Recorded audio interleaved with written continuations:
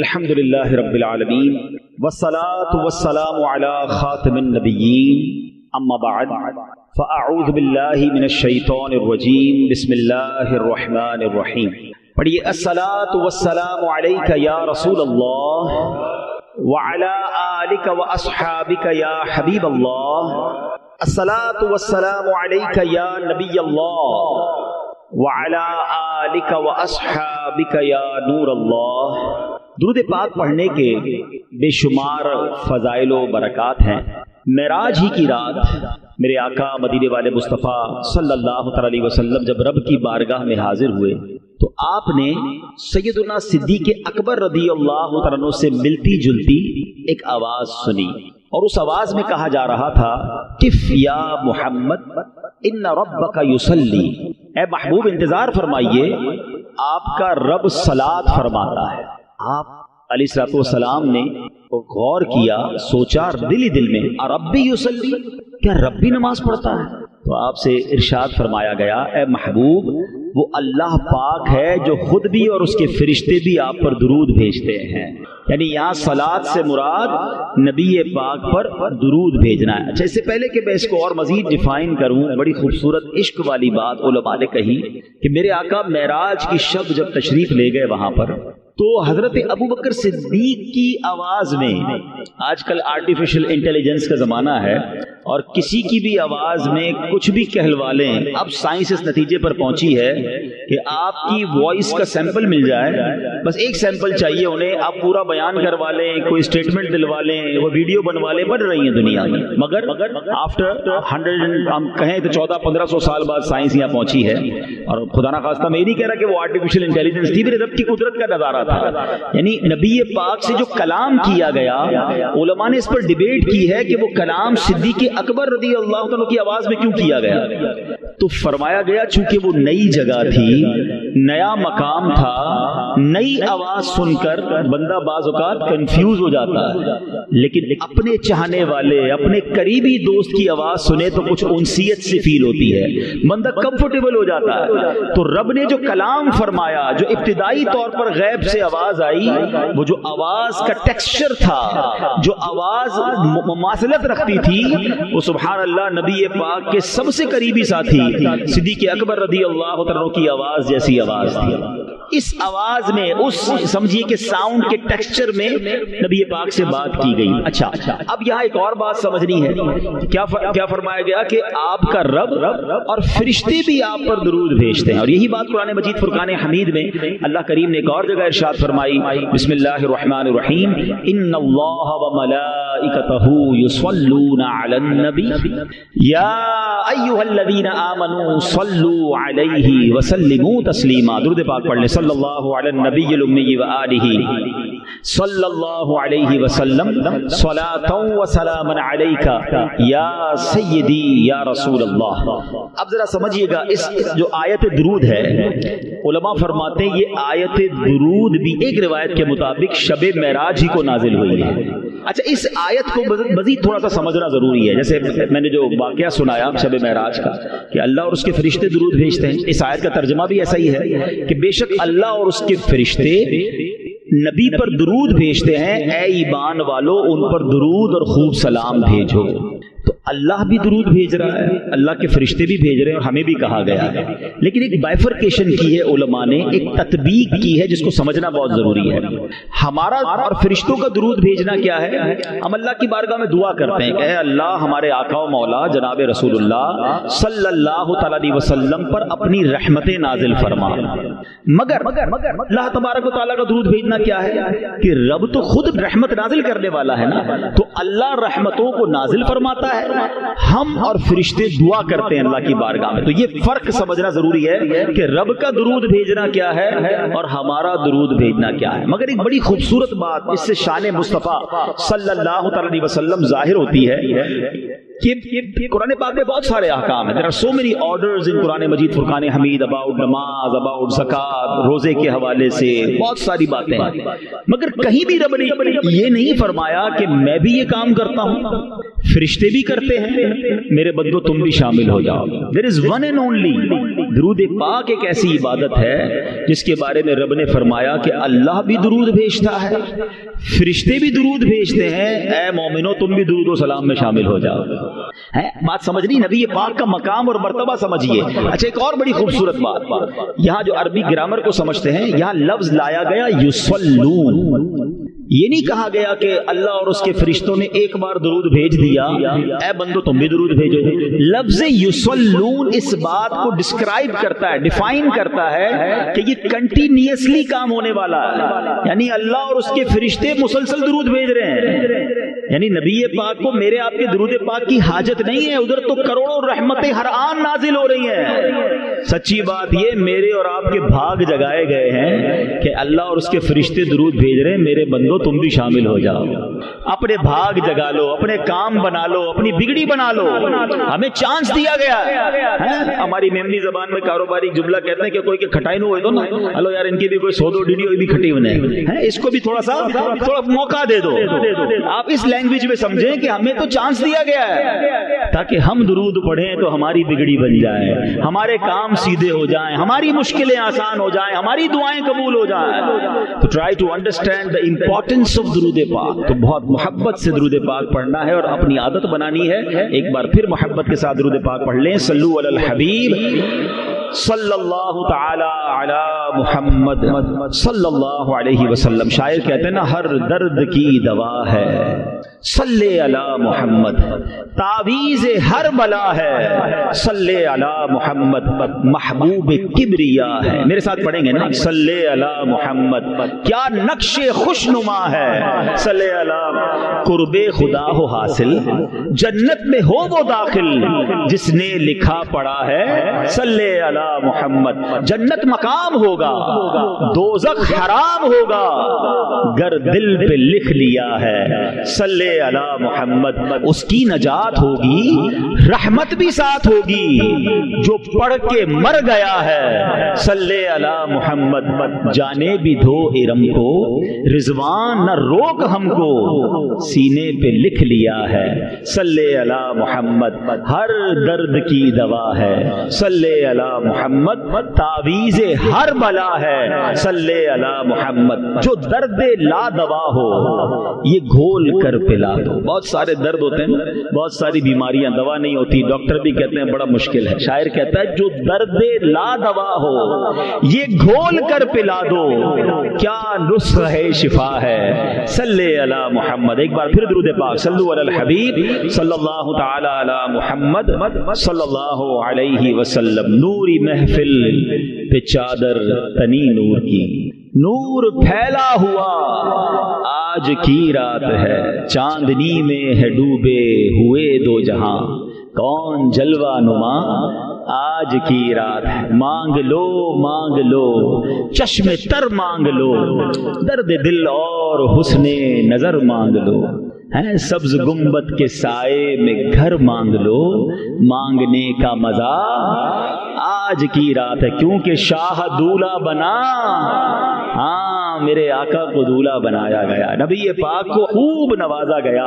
اے میرے پیارے اسلامی بھائیوں, اس سے پہلے کہ میں کچھ واقعہ معراج کی تفصیل اور اس سے ہم نے کیا سیکھنا ہے, اس خوبصورت واقعے سے لے کر کیا جانا ہے, تھوڑا سا معراج کے واقعے کی خوبصورت حکمتوں کی طرف چلتے ہیں. It is not an ordinary journey, یہ کوئی نارمل سفر نہیں تھا, یہ ایک ایسا سفر ہے, یہ ایک ایسا انعام ہے جو کائنات میں کسی اور کو عطا نہیں کیا گیا. اسی لیے تو آج عشاقان مصطفیٰ بہت جھوم رہے ہیں. جب بھی معراج کی رات آتی ہے نا, آپ دیکھیں چہروں پر خوشی آ جاتی ہے. میں کئی چہروں کو مسکراتا ہوا ایک عجیب خوشی سے سرشار دیکھ رہا ہوں, اور کیوں نہ ہو. ویسے لاجیکلی ایک سوال بنتا ہے, معراج تو نبی پاک کو نصیب ہوئی, دیدار تو اللہ کے حبیب کو ہوا, انعامات تو انہیں دیے گئے, ہم کیوں خوش ہیں؟ پتہ یہ چلا کہ جس سے پیار ہونا جس سے محبت ہو اس کے ہر عروج سے پیار ہوتا ہے، اس کے ہر عروج سے خوشی ہوتی ہے. کیوں نہ خوشی ہو، میں امتی اس کا ہوں، میں غلام اس کا ہوں جس کو وہ مرتبہ ملا جو کائنات میں کسی اور کو نہیں ملا. اعلیٰ حضرت کہتے ہیں نا، وہ خدا نے ہے مرتبہ تجھ کو دیا، نہ کسی کو ملے نہ کسی کو ملا، کہ کلام مجید نے کھائی شہا، تیرے شہر و کلام و بقا کی قسم، تیرا مسند ناز عرش بری، تیرا محرم راز روح امی، تو ہی سرور ہر دو جہاں ہے شہا، تیرا مثل نہیں ہے خدا کی قسم. یاد رکھیے گا، ماشاءاللہ بڑے ینگسٹر بھی موجود ہیں، نوجوان بھی موجود ہیں. انفارچونیٹلی ان تمام باتوں کی ڈیفینیشنز یا تفصیل ہمیں نہیں پتا ہوتی. تو پہلے میں آپ کو یہ بتاؤں کہ میریکل، معجزہ جو ہے یہ ہر نبی کو عطا کیا گیا. یہ ایک ایسی دلیل ہوتی تھی کہ جب وہ لوگوں کو اللہ کی طرف بلاتے تھے نا، تو ان کے پاس کوئی ایسی نشانی ہوتی تھی، وہ کچھ ایسا کرتے تھے کہ لوگ حیران ہو کر مان لیتے تھے کہ یہ اللہ کی طرف سے بھیجے گئے پیغمبر ہیں. کم و بیش 1,24,000 انبیاء اس دنیا میں آئے. ہر نبی کو یہ معجزہ اللہ پاک نے کوئی نہ کوئی معجزہ ضرور دیا. کسی کو ایک دیا، کچھ کو کئی معجزات ملے، مگر کم از کم ایک معجزہ ہر نبی کو ملا. ٹھیک ہے، مگر آؤ میں بتاؤں جس نبی کے ہم امتی ہیں نا، جناب رسول اللہ صلی اللہ علیہ وسلم خاتم الانبیاء، میرے آقا نبی پاک کو تمام انبیاء کرام کے میریکلز تھے، جو معجزات تھے، ان تمام کا ٹوٹل صرف نبی پاک کو عطا فرما دیا گیا.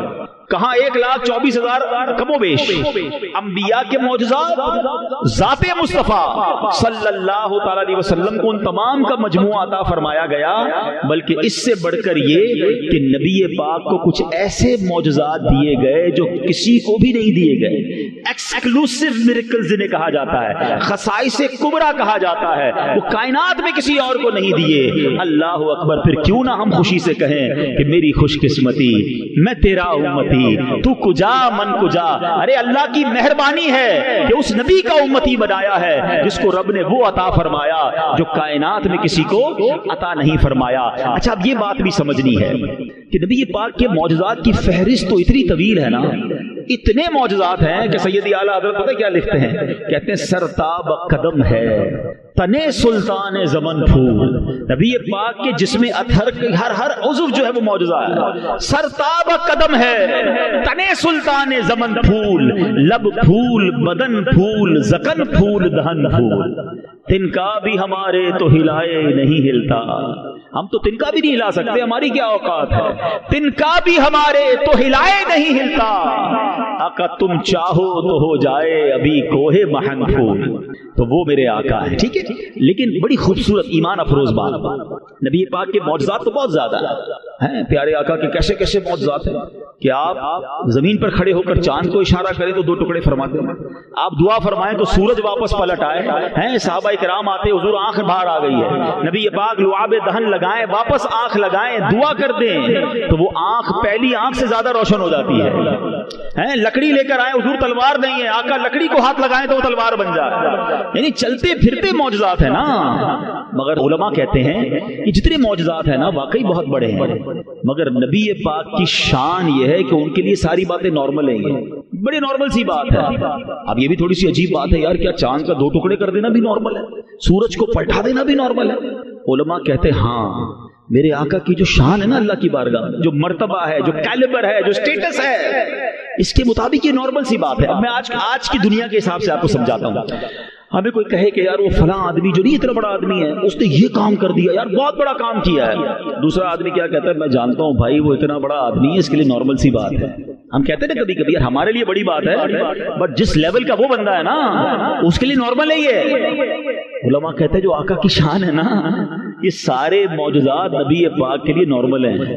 ہاں 2 معجزات ہیں جو بتاتے ہیں شان مصطفیٰ، جو ڈیفائن کرتے ہیں کہ سرور کائنات علیہ الصلوۃ والسلام کا مرتبہ کیا ہے.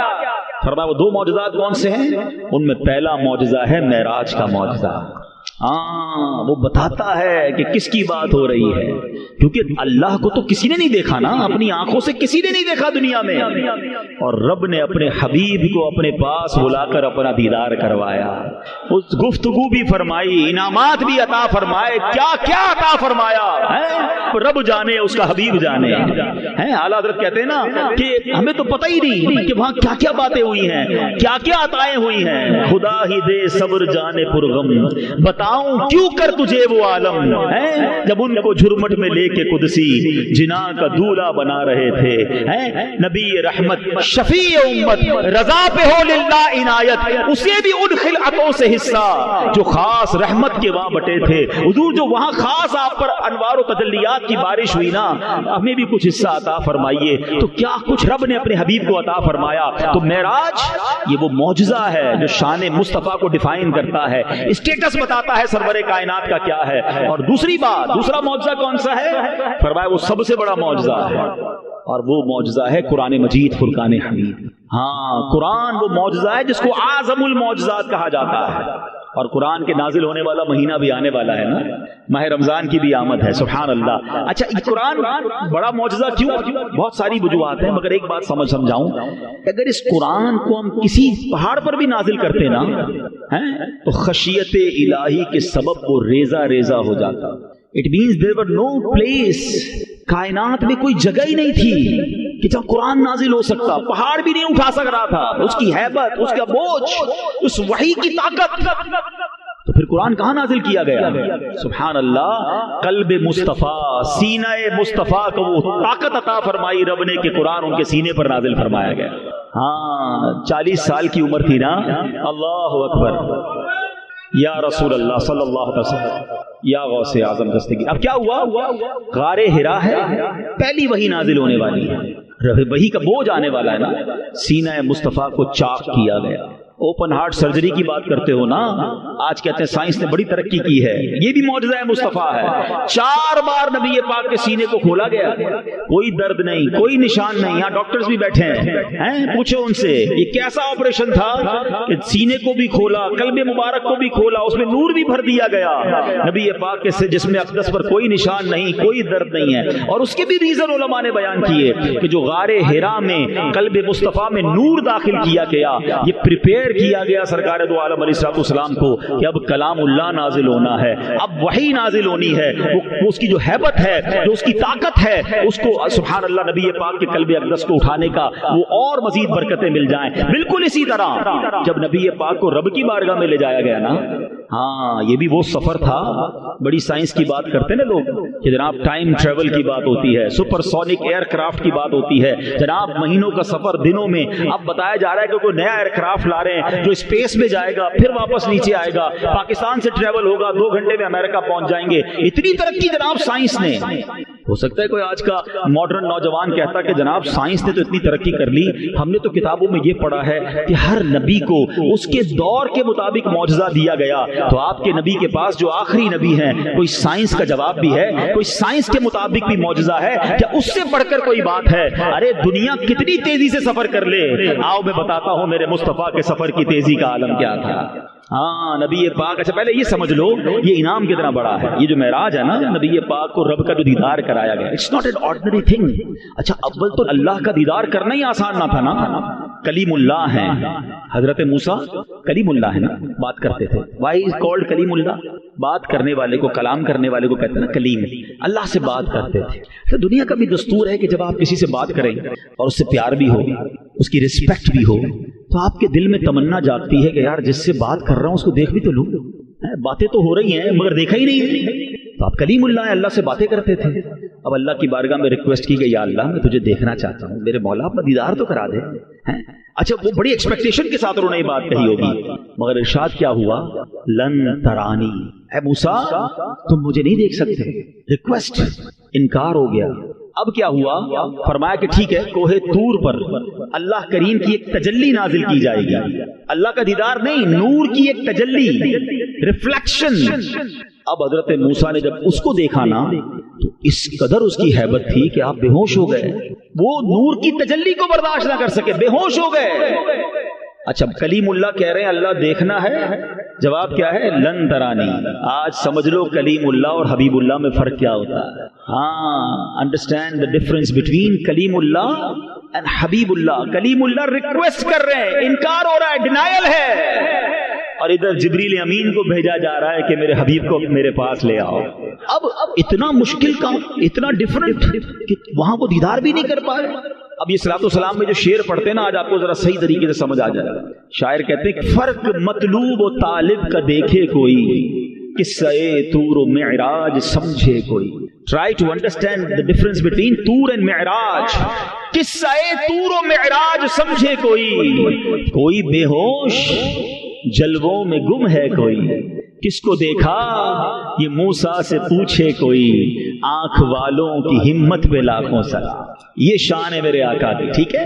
اچھا اب بلایا کس شان سے گیا یہ بھی ذرا سمجھنا ہے۔ 15ویں پارے کی پہلی آیت ہے، سبحان اللہ، جہاں معراج کے واقعے کا کیا شاندار انداز میں ذکر ہے۔ بسم اللہ الرحمن الرحیم، سبحان الذی اسری بعبدہ لیلا من المسجد الحرام الی المسجد الاقصی۔ آسان ترجمہ قرآن کنز العرفان، پاک ہے وہ ذات جس نے اپنے خاص بندے کو رات کے کچھ حصے میں مسجد حرام سے مسجد اقصی تک سیر کرائی، ٹھیک ہے۔ اب ذرا سمجھیے گا بات، جب بھی پروٹوکول دیکھیں، اس پورے سفر کا جو خوبصورت پروٹوکول ہے نا، کہ اب آپ نے کسی شخصیت کو، نارمل آدمی کو بلانا ہو، مثال کے طور پہ آپ نے اپنے آفس سے کسی بندے کو بلانا ہے، آپ کیا کہتے ہیں؟ ذرا گھر پہ آ جانا یا آفس آ جانا، آپ کو پتا خود ہی آ جائے گا، موٹر سائیکل پہ آ جائے گا، رکشا کرا کے آ جائے گا، آپ بادر نہیں کرتے کیسے آئے گا۔ کسی مہمان کو بلانا ہو، با عزت شخصیت کو بلانا ہو، آپ کہتے ہیں حضور کنوینس کا انتظام ہے یا ورنہ میں اپنی گاڑی بھیج دوں۔ اچھا یہ بھی ایک نارمل حد تک ہے، لیکن واقعی کوئی بہت اہم شخصیت ہے تو آپ اپنی گاڑی بھیجتے ہیں۔ اور اس سے بھی زیادہ کوئی بیلوڈ، کوئی بہت ریسپیکٹفل آپ کے پیر صاحب ہوں، آپ خود جاتے ہیں، یا اپنے گھر کے کسی مین آدمی کو بھیجتے ہیں کہ بھائی جا کر بزرگوں کو ادب سے لے آؤ، ہے نا۔ یہ پروٹوکول دنیا میں بھی ہے۔ اللہ کریم نے اپنی بارگاہ میں اپنے حبیب کو بلانا تھا تو بلانے کے لیے بھیجا کس کو؟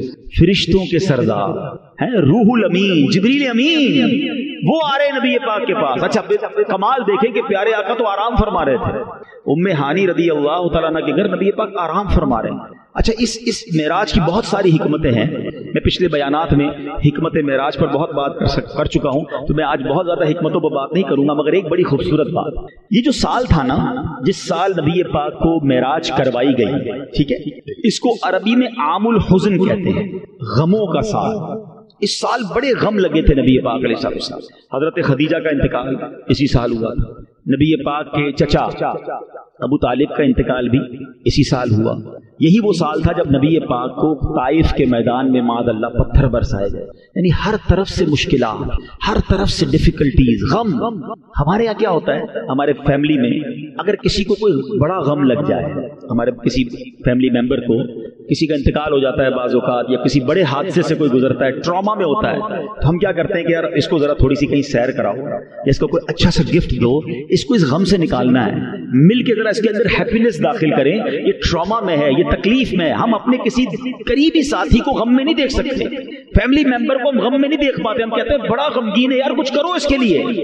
آئے ہائے ہائے، اب سمجھو میرے رب کو اپنے حبیب سے پیار کیسا ہے۔ حبیب غمزدہ ہے نا صلی اللہ تعالی علیہ وسلم، نبی پاک کے دل اقدس پر غم ہے، اس غم کا مداوا کیا کیا گیا کہ رب نے انہیں معراج عطا فرما دی، اپنا دیدار کروایا، اپنا مہمان بنایا۔ اور سنو سواری کون سی بھیجی؟ دنیا کی کوئی سواری نہیں تھی، جنت کی سواری براق بھیجا گیا، نبی پاک کو براق پر سوار کروا کر۔ اچھا ٹریول کی سپیڈ کیا تھی؟ آج لوگ کہتے ہیں یار سپورٹس کار بڑی تیز چلتی ہے، ارے اس سے زیادہ جناب جاپان کی ٹرین بتاتے ہیں وہ 500 کلومیٹر کی رفتار سے چلتی ہے، ارے جناب بڑی فاسٹ ایئر کرافٹ آ گئے ہیں۔ سنو یہ کیسا سپیڈی ٹریول تھا کہ نبی پاک اس رات مسجد اقصی بھی گئے، انبیاء کی امامت بھی کی، انبیاء سے ملاقات اور گفتگو بھی کی، پہلے آسمان پر پہنچے وہاں نبیوں سے ملاقات، دوسرے تیسرے چوتھے پانچویں چھٹے ساتویں آسمان، پھر سدرۃ المنتہا پر پہنچے جہاں جبریل امین بھی پیچھے رہ گئے، کہتے حضور آگے میں بھی نہیں جا سکتا، کوئی آگے نہیں جا سکتا۔ اب اللہ کے حبیب علیہ السلام آگے جاتے ہیں اور سبحان اللہ رب کی بارگاہ میں پہنچ جاتے ہیں، اللہ سے ہم کلام ہوتے ہیں، 50 نمازیں عطا ہوتی ہیں، پھر واپس آتے ہیں، طویل واقعہ واقعہ ہے. حضرت موسیٰ کے کہنے پر پھر جاتے ہیں. لوگ کہتے ہیں نبی پاک کو ایک بار دیدار نصیب ہوا. ارے اس ایک رات میں کتنی بار دیدار نصیب ہوا کہ بار بار جاتے ہیں اور 5 نمازیں بھی کروا لی, جنت کے طبقات بھی دیکھے, دوزخ کے طبقات بھی ملاحظہ فرمائے, عذاب بھی دیکھے. یہ سارا ٹریول کر کے میرے آقا جب واپس آتے ہیں تو حدیث کی کتابوں میں لکھا ہے جس بستر کو چھوڑ کے گئے تھے وہ بستر ابھی بھی گرم تھا. وضو کیا تھا, پانی بہ رہا تھا. آقا واپس آئے, پانی اس وقت بھی بہ رہا تھا. یہ سارے کام سیکنڈوں میں ختم ہو جاتے ہیں. آج ٹھنڈی رات آپ بستر سے اٹھیں, تھوڑی دیر بستر گرم رہتا ہے, اس کے بعد بستر نارمل ہو جاتا ہے. وضو کریں, پانی کتنی دیر بہتا ہے؟ چند سیکنڈ بہتا ہے, پھر رک جاتا ہے. اس کا مطلب یہ ہوا کہ سرور کائنات یہ صدیوں کا سفر کر کے واپس آئے ہیں, مگر وقت وہیں رکا ہوا ہے, کائنات وہیں رکی ہوئی ہے. ارے سائنس کو اس سے بڑا جواب کیا ہو سکتا ہے کہ میرے حبیب نے وہ سفر کیا کہ جناب کائنات میں وقت ہی نہ گزرا اور یہ سارا ٹریول پورا ہو گیا. سبحان اللہ. اب عقل کہتی ہے, لاجک کہتی ہے کیسے ممکن ہے. میں اس کا جواب آپ کو عشق کی زبان میں دے دیتا ہوں. ہم سب گھڑی پہنتے ہیں, اس میں سیل ہوتا ہے نا, گھڑی سے سیل نکال لو تو گھڑی رک جاتی ہے, تھوڑی دیر بعد پھر سیل لگائیں تو ٹک ٹک ٹک ٹک کر کے چلنا شروع ہو جاتی ہے. ایسا ہی ہے نا. دراصل بات یہ ہے کہ میرے آقا اس کائنات کی جان ہے. وہ جو نہ تھے تو کچھ نہ تھا, وہ جو نہ ہو تو کچھ نہ ہو. کیوں؟ جان ہے وہ جہان کی, جان ہے تو جہان ہے. ارے جب کائنات کی جان ہی چلی گئی تھی تو کائنات رک گئی تھی. آقا سفر کر کے واپس آئے, کائنات نے پھر چلنا شروع کر دیا. تو یہ معراج ہے. ہاں یہ شان ہے میرے آقا کی, یہ ٹریول کروایا گیا, یہ انعامات دیے گئے. اچھا آج ہم معراج مصطفیٰ کو ایک اور انداز سے سمجھتے ہیں. خوبصورت باتیں ہیں انشاءاللہ, اب آپ سنیں گے تو اندازہ ہوگا کہ معراج کی رات نبی پاک. پہلے ایک بات سمجھیے, معراج کا جو ٹریول ہے صرف ایک واقعہ نہیں ہے, ایکچولی پورا نصاب ہے. ہاں اگر اس کو پورے چیپٹر کی طرح پڑھا جائے نا, سبق کی طرح پڑھا جائے, تو یہ پورے سفر میں اتنی باتیں سیکھنے کے لیے ہیں کہ ہماری عقل حیران ہو جاتی ہے. انفارچونیٹلی ہمیں دنیا بھر کے بہت سارے واقعات, ہسٹوریکل ایونٹس پتہ ہیں, ہمارے بچوں کو پتہ نہیں کتنے جو نا دنیا بھر کے لوگوں کے واقعات پتہ ہے, مگر خود نبی پاک کی سیرت اور آپ کے معجزات کے بارے میں ہم کم جانتے ہیں. میں 2-3 واقعات کے 2-3 باتیں ڈسکس کر سکوں گا, لیکن اس کو کنٹینیو پڑھنے کی حاجت ہے. سیرت مصطفیٰ کی کتابوں میں بھی ضرور پڑھیں. معراج کی روایات میں یہ ہے کہ جب نبی پاک علیہ السلام مکہ مکرمہ سے مسجد اقصیٰ پہنچے. اچھا یہ بھی بڑا ریلیونٹ کوسچن ہے کہ جب رب نے اپنے پاس بلانا تھا تو مسجد اقصیٰ کیوں لے جایا گیا؟ ڈائریکٹ نبی پاک آسمانوں کی طرف چلے جاتے, سدرۃ المنتہا پہنچ جاتے, بیت المقدس کیوں لے جایا گیا؟ سبحان اللہ. تو وہاں نبی پاک کے آپ کے شان اور آپ کے مقام کے اظہار کے لیے آپ کو بلایا گیا. کائنات کی سب سے عظیم جماعت, کائنات کی سب سے عظیم, یوں سمجھے کہ نبی پاک کو امامت عطا کرنی تھی. یہ کیسی نماز تھی, یہ کیسی جماعت تھی کہ سارے انبیاء مسجد اقصیٰ میں موجود ہیں اور صفے بنائے کھڑے ہیں, انتظار ہے امام کا. اور نبی پاک پہنچتے ہیں, جبریل امین نے نبی پاک کے ہاتھ مبارک کو پکڑا اور نبی پاک کو مصلی کی طرف بڑھا دیا. میرے آقا نے امامت فرمائی, صف بصف کھڑے ہیں انبیاء, مصطفیٰ امام ہو گئے. سبحان اللہ. یہ کیسی نماز تھی؟ سیدی اعلیٰ حضرت فرماتے ہیں نا کہ فرماتے ہیں نماز اقصیٰ میں تھا یہی سر کہتے راز کو. کیا راز تھا؟ نماز اقصیٰ میں تھا یہی سر, عیاں ہو معنائے اول آخر, پتا چل جائے دنیا کو کہ کون اول ہے کون آخر ہے.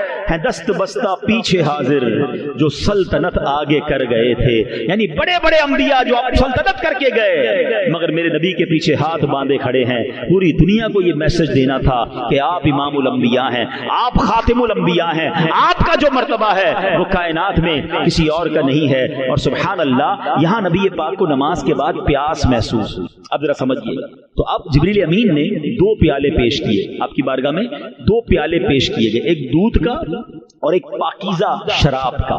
دونوں میں سے کچھ بھی چوز کر لیں. تو پیارے آقا علیہ السلام نے دودھ کو قبول فرمایا. جبریل امین نے کیا کہا؟ الحمدللہ الذی ہداک الفطرۃ, تمام تعریفیں اللہ پاک کے لیے جس نے آپ کو فطرت یعنی نیچر کی طرف رہنمائی فرمائی. لو اخذت الخمر غوت امتک, اگر آپ شراب کا پیالہ قبول فرماتے تو آپ کی امت گمراہ ہو جاتی. نبی پاک نے دودھ کو سلیکٹ کیا. اب علماء نے اس میں بہت خوبصورت گفتگو لکھی ہے کہ سبحان اللہ ہم اس نبی کے امتی ہیں. پیارے آقا علیہ الصلوۃ والسلام نے امت پر کرم فرمایا, دودھ کا پیالہ قبول فرمایا اور امت کو گمراہی سے بچا لیا. اب ہمیں کیا سیکھنا ہے کہ یہ امت فطرت پر قائم رہنے والی امت ہے, لہذا ہم سب پر لازم ہے کہ ہم فطرت پر قائم رہیں. اب یہ فطرت کیا ہے؟ فطرت پر قائم رہنا کسے کہتے ہیں؟ آئیے ذرا اس کے بارے میں, اس کی امپورٹنس سنتے ہیں. قرآن مجید میں اللہ کا پاک ارشاد فرماتا ہے فطرت اللہ التی فطر الناس علیہا لا تبدیل لخلق اللہ ذالک الدین القیم ولکن اکثر الناس لا یعلمون. آسان ترجمہ قرآن کنز العرفان. یہ اللہ کی پیدا کی ہوئی فطرت ہے جس پر اس نے لوگوں کو پیدا کیا. اللہ کے بنائے ہوئے میں تبدیلی نہ کرنا, یہی سیدھا دین ہے, مگر بہت سے لوگ نہیں جانتے. پتا چلا کہ دین جو ہے نا ہمارا, یہ دین فطرت ہے, یہ نیچر سے ہٹ کے نہیں ہے. باقی سب نیچر سے ہٹ کے جو ادھر ادھر رائٹ لیفٹ چلے جاتے ہیں. میں آگے بتاؤں گا آپ کو. اللہ کریم نے مجھے اور آپ کو دین فطرت عطا فرمایا ہے. سبحان اللہ. اب ذرا غور سے سنیے گا حدیث پاک, ما من مولود الا یولد علی الفطرہ. اللہ کے نبی فرماتے ہیں ہر بچہ فطرت پر ہی پیدا ہوتا ہے. آگے کیا فرمایا؟ فَأَبَوَاهُ يُهَوِّدَانِهِ أَوْ يُنَصِّرَانِهِ, یعنی اس کے ماں باپ ہوتے ہیں, اس کے پیرنٹس ہوتے ہیں جو اسے یہودی یا نصرانی بنا دیتے ہیں. ماں باپ کو دیکھ کر, رشتہ داروں کو دیکھ کر پھر وہ کوئی اور مذہب اختیار کرتا ہے. اس کو اور اچھی انداز سے سمجھیے گا. ایک آج کل ایتھیزم بہت بڑھ رہا ہے. بدقسمتی سے دنیا میں لوگ دین سے ہی بیزار ہوتے جا رہے ہیں. اللہ کو بھی نہیں مانتے, دین کو بھی نہیں مانتے. تو ایک بار کیا ہوا, امام جعفر صادق, ایک بندہ آیا جو کہتا ہے میں کسی دین کو نہیں مانتا, میں اللہ کو بھی نہیں مانتا. معاذ اللہ, ایتھیزم والا تھا, ایتھیسٹ تھا, دہریہ جس کو کہتے ہیں. تو آپ نے کہا کبھی تم نے سمندری سفر کیا ہے؟ کہتا ہاں کیا ہے. کوئی خوفناک واقعہ تمہارے ساتھ پیش آیا ہے؟ کہتا ہاں بڑا خوفناک واقعہ. فرمایا بتاؤ کیا واقعہ تھا؟ کہتا واقعہ یہ تھا, سمندر میں جا رہا تھا, کشتی بھی تھی, ملاح بھی تھا جو کشتی چلانے والا تھا. اچانک طوفان آ گیا, بڑی خطرناک موجیں آئی, میری کشتی پرچے اڑ گئے اور ملاح بھی ڈوب گیا. میں پریشان, میں نے ایک تختہ پکڑ لیا, تختے کو لے کر چلتا رہا, آخر کار وہ تختہ بھی ٹوٹ گیا. اب اتنا بڑا سمندر, میں اکیلا, پھر بھی میں تیرتا رہا. اچانک موجیں آئیں, موجوں نے اٹھا کر مجھے ساحل پر پھینک دیا اور میں بچ گیا. امام جعفر صادق رحمۃ اللہ تعالیٰ نے کیا فرمایا, ذرا سنیے گا. آپ نے فرمایا کہ جب تم سمندر میں اترے تھے تمہیں کشتی پر اور ملاح پر اعتماد تھا, کشتی چلانے والے. اس کے بعد کشتی تمہاری پرچے اڑ گئی, ٹوٹ گئی, پھر تم نے تختہ پکڑ لیا, تمہیں تختے پر اعتماد تھا. اس کے بعد تختہ بھی چلا گیا. اب تو تم تنہا تھے نا, پھر کسی پر امید تھی تمہیں کہ تم بچ جاؤ گے؟ کہتے ہیں ہاں, دل کے کسی کونے میں امید ضرور تھی, شاید میں بچ جاؤں گا, میں اسی لیے تیرتا رہا. حضرت امام جعفر صادق نے پتہ کیا کہا؟ سبحان اللہ. آپ فرماتے ہیں یہ جو تمہیں خوفناک حالت میں بھی جو تجھے ایک امید تھی نا تو بچ جائے گا, جس ہستی پر تجھے بھروسہ تھا اسی کو خدا کہتے ہیں. تیرے دل میں جو یہ آخری امید جو تھی نا, یہی وہ رب ہے جس نے امید ڈالی تھی تیرے دل میں, اس نے تجھے ڈوبنے سے بچا لیا. اللہ اکبر. وہ سوچنے لگا کہ بات تو ٹھیک ہے, کلمہ پڑھ کر مسلمان ہو گئے. تو ہمارا دین ایکچولی دین فطرت ہے. ہمیں نیچر سے ہٹ کے کچھ نہیں کرنا, ہمیں نیچر کو فالو کرنا ہے. اور میں آپ کو یہ بھی بتاؤں کہ احادیث میں فطرت کی عادتیں بھی بتائی گئی ہیں جو اللہ پاک نے جس فطرت پر مجھے اور آپ کو بنایا ہے. انفارچونیٹلی آج کل لوگ فطرت کو خود چینج کر رہے ہیں. اسلام کو برا بھلا کہنے والے ایکچولی خود فطرت اور اسلام کے خلاف جا رہے ہیں. سنیے, ہماری امی جان بی بی عائشہ صدیقہ طیبہ طاہرہ رضی اللہ تعالیٰ مفرماتی ہیں کہ رسول پاک علیہ الصلوۃ والسلام نے فرمایا 10 چیزیں فطرت سے ہیں, اور ان 10 میں سے کچھ میں بیان کر دیتا ہوں جو فطرت سے ہیں. فرمایا مونچھیں چھوٹی کرنا, داڑھی کو بڑھانا, مسواک کرنا, ناک میں پانی چڑھانا, ناخن کاٹنا, بغل اور ناف کے نیچے کے بالوں کو صاف کرنا. فرمایا پانی سے استنجا کرنا. یہ سب انسانی فطرت میں سے ہیں. اب آج دیکھیں ماڈرنائز کے نام پر ان میں سے کتنی چیزیں چینج ہوتی جا رہی ہیں. اب داڑھی رکھنے والے کم ہو گئے, وہ سمجھتے داڑھی رکھنے والا کوئی عجیب ہے. نہیں, داڑھی فطرت میں ہے, اس کو نہ رکھنے والا فطرت کے خلاف کر رہا ہے. اور یہ تمام چیزیں جو بیان کی گئی یہ ہماری فطرت سے ہیں اور یہ انسان کے نیچر کے قریب ہیں, مگر بدقسمتی سے لوگ اس کو فالو نہیں کرتے. اے میرے پیارے اسلامی بھائیوں, اب آگے چلتے ہیں. سفر معراج میں ایک تو فطرت کے بارے میں سیکھنے کو ملا کہ ہمیں فطرت پر باقی رہنا ہے. پھر فرمایا کہ سفر معراج میں یہ ایکچولی سفر جو تھا نا, یہ علم دین حاصل کرنے کے لیے سفر تھا. ہاں, نبی پاک علیہ الصلوۃ والسلام کو رب نے حکم فرمایا وقر رب زدنی علما, عرض کرو اے میرے رب میرے علم میں اضافہ فرما. آپ دعا کرتے تھے, بار بار دعا کرتے تھے, اے اللہ میرے علم میں اضافہ فرما. تو سبحان اللہ, یاد رکھیے کہ یہ ایک ایسا سفر تھا, اس میں نبی پاک کو ایک ایسا علم عطا کرنا تھا جس کا علم کائنات میں کسی کو بھی نہیں تھا کہ سدرۃ المنتہا سے آگے کیا ہے. فرشتے بھی نہیں جا پا رہے, جبریل امین بھی نہیں جا پا رہے, وہاں اللہ کے رازوں میں سے راز تھے.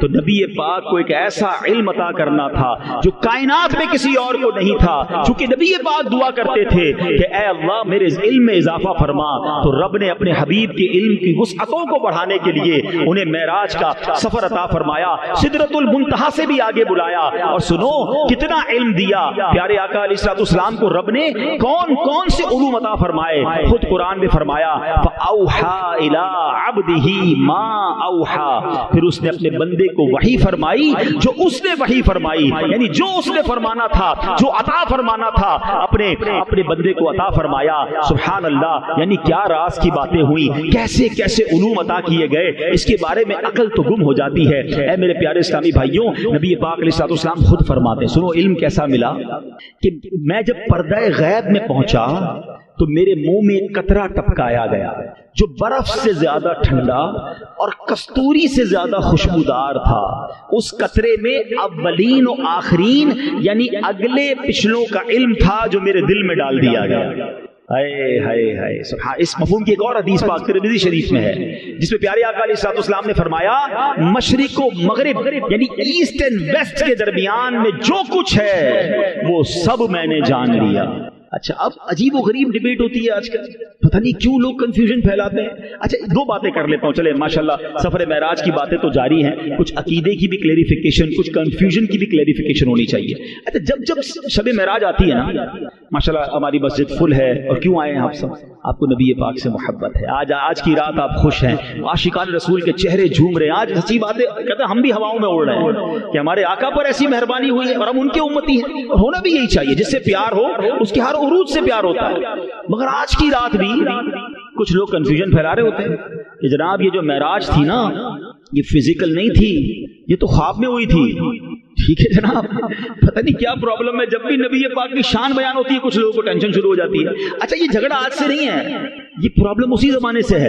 اب میں آج کلیئر کر دیتا ہوں آپ کو, بچے نوجوان کافی سارے آئے ہوئے ہیں. 27 رجب کی صبح نبی پاک علیہ الصلوۃ والسلام نے کلیم کیا اہلیان مکہ کو جمع کر کے, صحابہ کرام بھی تھے اور اس زمانے میں کفار بھی تھے, اتنا اسلام تو پھیلا نہیں تھا, کفار زیادہ تھے, مسلمان تھوڑے تھے. تو نبی پاک نے کلیم کیا کہ میں رات کے تھوڑے حصے میں بیت المقدس بھی ہو کر آیا ہوں, آسمانوں کی سیر بھی کر کے آیا ہوں. تو صحابہ تو انجوائے کرنے لگے, خوش ہو گئے, وہ تو ایمان رکھتے تھے نبی پاک پر. مگر کفار مکہ میں ابو جہل کو یہ پتہ چل گیا, کہتے واقعی آپ رات کے تھوڑے حصے بھی ہو کر آ گئے. کہاں, اگر میں اور لوگ جمع کر لوں تو یہی دعویٰ آپ ان کے سامنے بھی کر دیں گے. نبی پاک نے فرمایا بالکل کر دوں گا. اس بدبخت نے کیا مکے کے دوسرے کفار کو جمع کیا. سنو آؤ, جو اللہ کا نبی اپنے آپ کو کہتے ہیں کیا کہہ رہے ہیں, جیسے نبی پاک کو ذرا دوبارہ فرمائیے.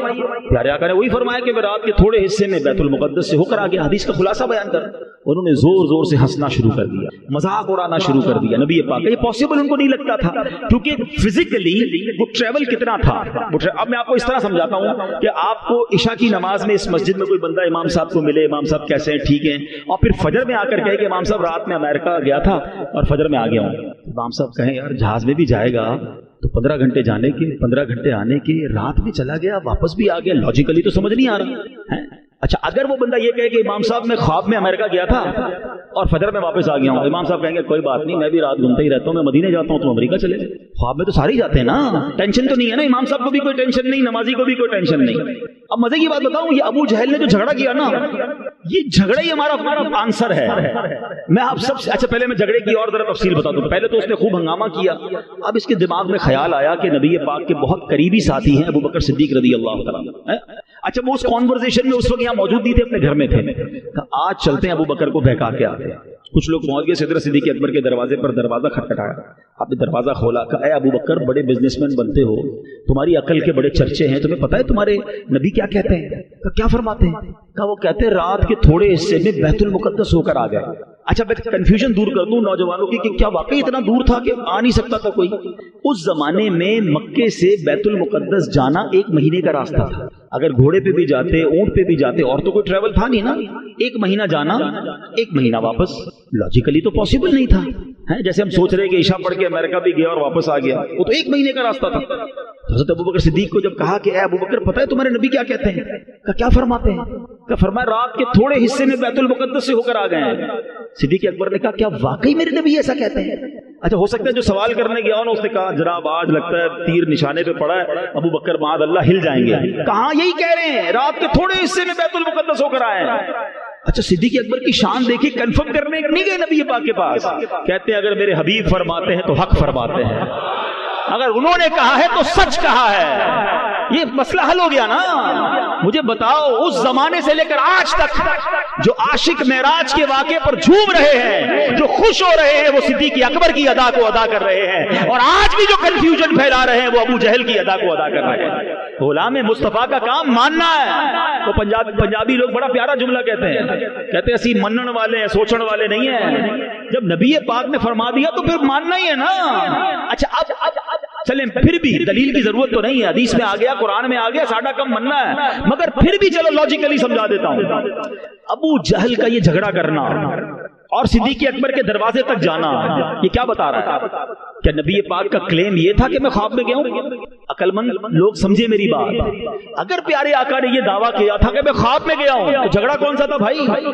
ہم بھی روز خواب میں گھوم رہے ہوتے ہیں. نہیں، نبی پاک کا کلیم ہی یہی تھا کہ میں فزیکلی اپنے جسم اقدس کے ساتھ بیت المقدس بھی گیا ہوں، رب کی بارگاہ میں بھی گیا ہوں. یہ جھگڑا بتا رہا ہے کہ سرکار دو عالم نے یہی فرمایا تھا کہ میں جسمانی طور پر گیا ہوں، اور ہمارا عقیدہ بھی یہی ہے. مسئلہ حل ہو گیا، ٹینشن کلیئر ہو گیا. اچھا اب ایک اور مسئلہ بھی حل کر دوں. سبحان اللہ. زندگی میں آپ کے پاس ہر انسان کے کچھ سیکرٹس ہوتے ہیں، کچھ راز ہوتے ہیں، بندہ چھپا کے رکھتا ہے اور رکھنا بھی چاہیے. ہر کسی کو نہ بتا دیا کرو، پھر بعد میں خود ہی پریشان ہوگی. آپ کا کوئی سب سے بڑا سیکرٹ ہے، سب سے بڑا، کسی کو نہیں بتایا، اور آپ کا کوئی اتنا کلوز ہے، اتنا پیارا ہے کہ آپ اپنی زندگی کا سب سے بڑا راز اسے بتا دیں. جب آپ سب سے بڑا راز بتا دیں تو کیا چھوٹی چھوٹی باتیں چھپائیں گے اس سے؟ یا تو بتائیں گے نہیں. اور اگر آپ سب سے بڑا سیکرٹ بتا دیں گے تو باقی چھوٹی بھی باتیں تو نارمل ہو جائیں گی نا. لوگ کہتے ہیں نبی پاک کے پاس علم غیب تھا یا نہیں تھا؟ علم غیب تھا. اسی بحث میں پڑے ہوئے. اللہ کے بندوں اور کام کرو نا یار. اللہ کے حبیب علیہ الصلوۃ والسلام کی شان کم کرنے میں تمہیں ٹائم ملتا ہے. میں آپ سے پوچھتا ہوں دنیا کا سب سے بڑا علم غیب کیا ہے؟ دنیا کی سب سے بڑی غیب کیا ہے؟ وہ خود رب کی ذات ہے. اللہ سے بڑا کوئی غیب، کیونکہ دنیا میں کسی نے نہیں دیکھا نا. What is the meaning of غیب؟ ان سین نالج، جس کو کوئی نہیں دیکھ سکتا. غیب اسی کو کہتے ہیں نا، چھپی ہوئی چیز. تو سب سے بڑا غیب خود رب کی ذات ہے. مجھے ایک بات بتاؤ، رب نے اپنے حبیب کے سامنے اپنے آپ کو نہیں چھپایا، اپنا دیدار کرا دیا، تو پھر کون سا غیب چھپانا ہے؟ یہ پوری بات اعلیٰ حضرت نے کہتے ہیں نا عقیدہ علم غیب میرے رضا نے ایک شعر میں سمجھا دیا ہے. وہ فرماتے ہیں اور کوئی غیب کیا تم سے نہا ہو بھلا. نہا کہتے ہیں چھپنا. حضور اور کون سا غیب آپ سے چھپ سکتا ہے؟ اور کوئی غیب کیا تم سے نہا ہو بھلا، جب نہ خدا ہی چھپا تم پہ کروڑوں درود. جب خدا نے اپنے آپ کو آپ کے سامنے ظاہر کر دیا تو رب نے اور کیا چھپانا ہے؟ تو سبحان اللہ، رب نے اپنے حبیب کو بہت کچھ عطا فرمایا ہے، بہت سارے غیب کے علوم عطا فرمائے. ہاں یہ فرق سمجھنا ہوگا. جو لوگ کنفیوز ہوتے ہیں علم غیب میں، اللہ کے پاس جو علم ہے نا وہ اس کا اپنا ہے، ذاتی ہے. رب نے کسی سے علم نہیں لیا ہے، یہ فرق سمجھ لو. اور اللہ کے نبی کو رب نے جو علم دیا ہے وہ اللہ نے عطا فرمایا.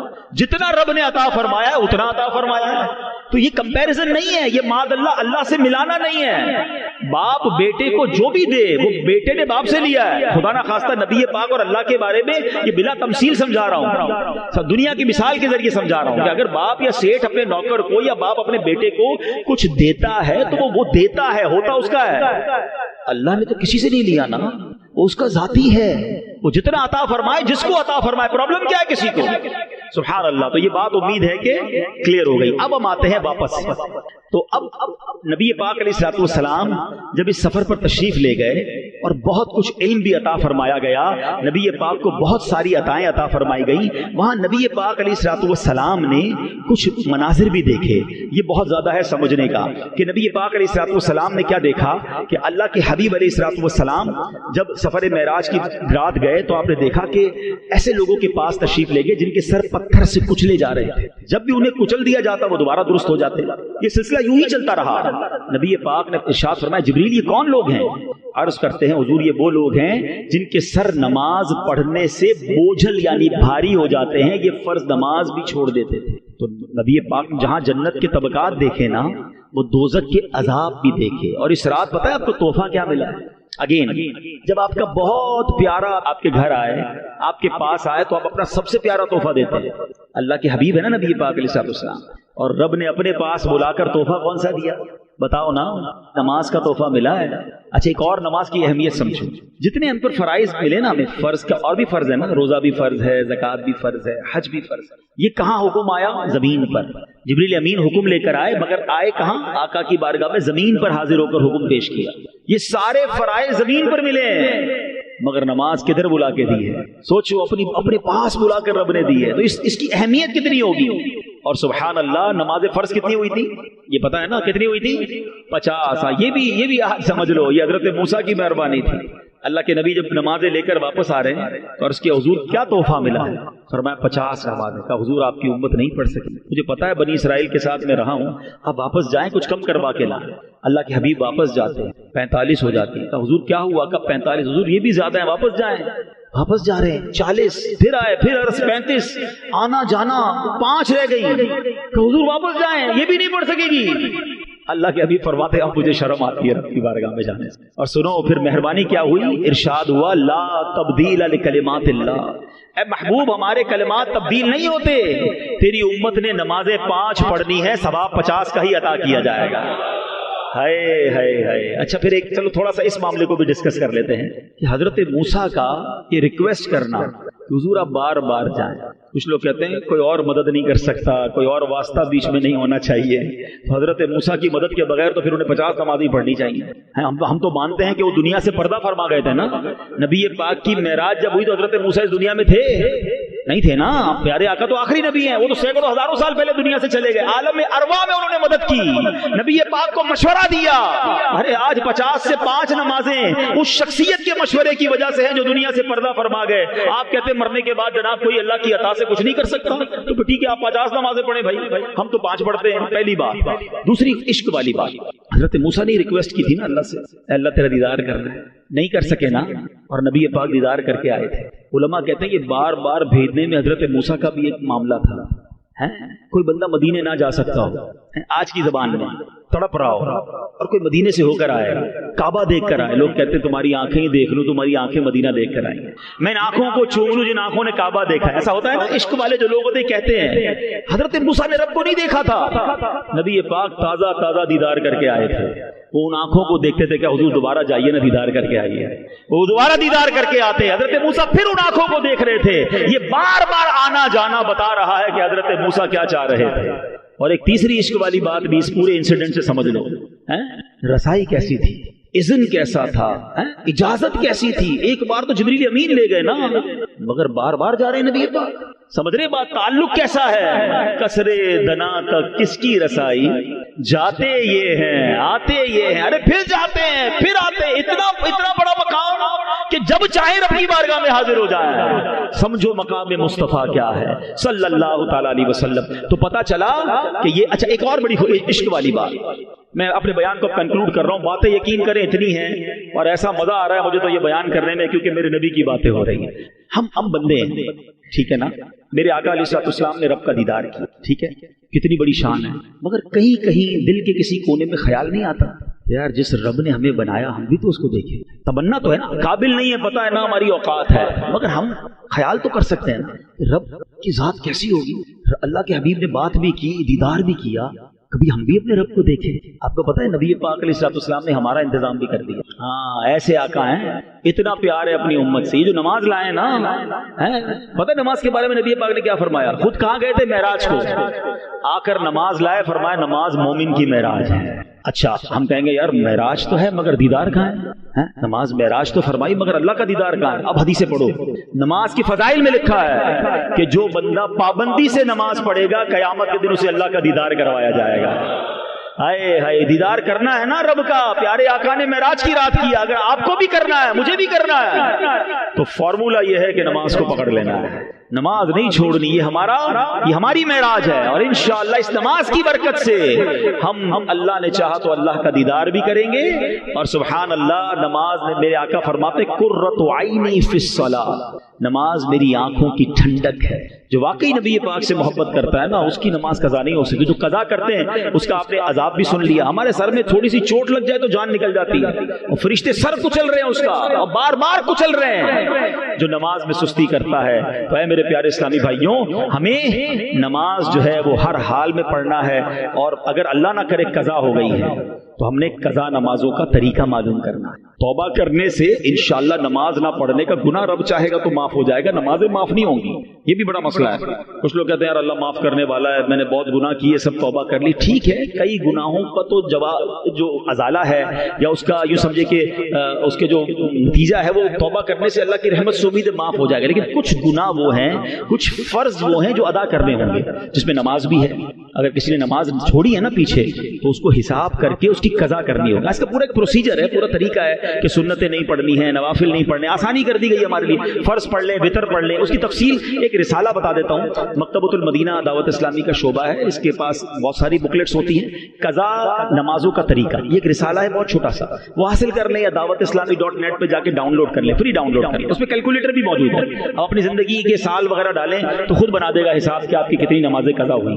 اچھا ایک بات، اسی طرح زکوٰۃ ہے، اگر کسی شخص نے کئی سالوں تک زکوٰۃ نہیں دی ہے تو وہ توبہ کر کے کہ اللہ معاف کر دے آئندہ سے زکوٰۃ دوں گا، نہیں، پچھلی ساری زکوٰۃ اسے ادا کرنی ہوگی، ٹھیک ہے۔ اسی طرح اگر خدا نہ خواستہ کسی کا مال چرا لیا ہے، قبضہ کر لیا ہے، قرضہ لے کے واپس نہیں دیا ہے، اب بندہ کہ اللہ معاف کر دے، گناہ معاف اللہ کی رحمت سے ہو جائے گا، قرضہ معاف نہیں ہوگا، قرضہ دینا پڑے گا، اسے معافی مانگنی پڑے گی۔ تو گناہ کچھ ایسے ہیں معاذ اللہ، جیسے کوئی جھوٹ بولتا ہے، بد نگاہی کرتا ہے، وہ توبہ کرے اور اللہ معاف کرنے والا ہے، معاف کر دے تو ڈیلیٹ ہو جائیں گے، لیکن جو ایسے کام ہیں جس کی ریپلیکیشن ہے، جو حقوق العباد سے جس کا تعلق ہے، وہاں جا کر آپ کو واپس کرنے ہوں گے، اس کا حل نکالنا ہوگا۔ تو نماز ان میں سے ایک ایسا فرض ہے کہ توبہ بھی کریں، آئندہ کوئی نماز قضا نہ ہو اس کا بھی نظام بنائیں، اور اگر پچھلی قضا ہو گئی ہیں تو اس کا اہتمام کریں، اللہ کی رحمت سے امید ہے۔ ہاں یہ الگ بات ہے، کوئی سوچے یار میری 40 سال کی 30 سال کی نمازیں نہیں ہیں، اب کیسے پڑھوں گا، زندگی تھوڑی رہ گئی، میرا رب بڑا کریم ہے، آپ پڑھنا شروع کر دیں، اور بندہ اس دوران اگر چلا بھی جائے نا دنیا سے تو اللہ کی رحمت سے امید ہے اچھے راستے پر چل پڑا تھا، رب انشاءاللہ اس پر بھی کرم فرما دے گا۔ مگر کرنے والے تو بنے نا، انٹینشن تو کریں کہ بھئی اب میں قضا بھی کروں گا اور اگلی انشاءاللہ ادا بھی کروں گا۔ تو الحمدللہ عز و جل ایسی پیاری باتیں دعوت اسلامی کے پیارے ماحول میں سکھائی جاتی ہیں، ہمیں نماز کی پابندی کا درس دیا جاتا ہے، عشق رسول کا درس دیا جاتا ہے، اللہ رسول سے جڑنے کا درس دیا جاتا ہے، تو اس مدنی ماحول سے وابستہ رہیں۔ روایتوں میں آتا ہے، حضرت ابو ہریرہ رضی اللہ عنہ فرماتے ہیں، جو کوئی 27 رجب کا روزہ رکھے اللہ عز و جل اس کے لیے 60 مہینوں کے روزوں کا ثواب لکھے گا۔ سیدنا سلمان فارسی رضی اللہ عنہ سے مروی ہے، اللہ پاک کے آخری نبی محمد عربی صلی اللہ علیہ وسلم نے فرمایا، رجب میں ایک دن اور رات ہے، جو اس دن روزہ رکھے اور رات کو قیام کرے تو گویا اس نے 100 سال کے روزے رکھے، اور یہ رجب کی 27 کی رات ہے۔ اللہ پاک ہم سب کو عمل کرنے کی توفیق عطا فرمائے، آمین بجاہ النبی الامین صلی اللہ تعالی علیہ وسلم۔